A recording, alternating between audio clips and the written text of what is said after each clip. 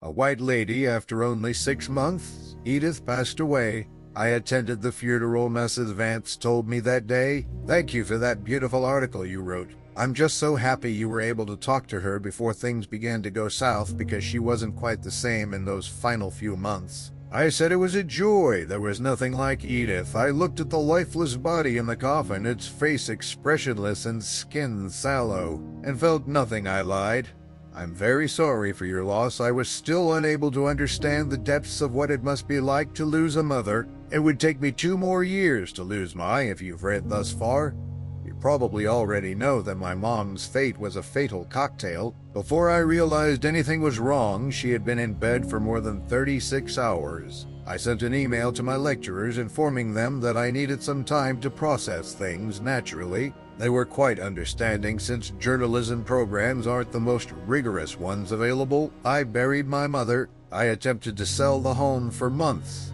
I was eventually instructed to wait, and that if the market turned around, I may earn even more money. I spent about a year without entering or even looking at my mom's room. However, I made the decision to sleep in there a few weeks ago. I guess I was trying to find her mark. It wasn't her mark that I discovered. It belonged to Vernon Chadwick the next night. I slept there once again, and the night after that, and every time, my gorgeous devoted old dog Chuck kept far away, all told. Every single one of the 9 persons in that room that I am aware of had been horrified by the lady in white.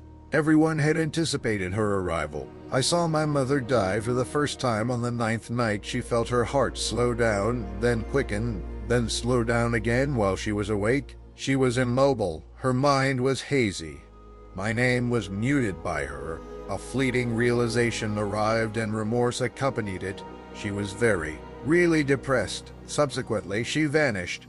I've learned in journalism schools that it's essential to constantly be clear about why I'm writing. They believe you should never leave a reader asking why, but I'm not sure why when it comes to this tale. I suppose because it's mine. I apologize if it was upsetting. I'll give you this before I go. There is a location on our planet that has significant value for you. If you were to see this location, maybe you would recognize it. Maybe not. It may be your bedroom or someplace familiar. It might be a location that is still under construction. Perhaps it is under the shelter of a massive elm tree, a bed in a hospital, a sidewalk plaza on your town's main thoroughfare, just outside a pizzeria. I am, of course, referring to the location of your death. Nobody knows when, not even you, however. Death will eventually find you, and when it does, it will do so at a certain location in space. Do you see it every day, and are you still unaware of the kind of location it is? Is here the location where all of your early recollections, peculiarities, and dreams for the future will vanish, much like an oxygen-starved candle? Who knows, maybe you're there already. Even if you may not like it, one of the few things that is certain in this world is that there is a spot out there especially for you.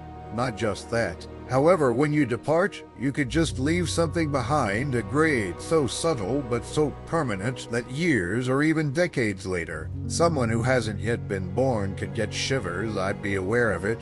One of these unique locations is my house, and I want to scream because there are so many markings here.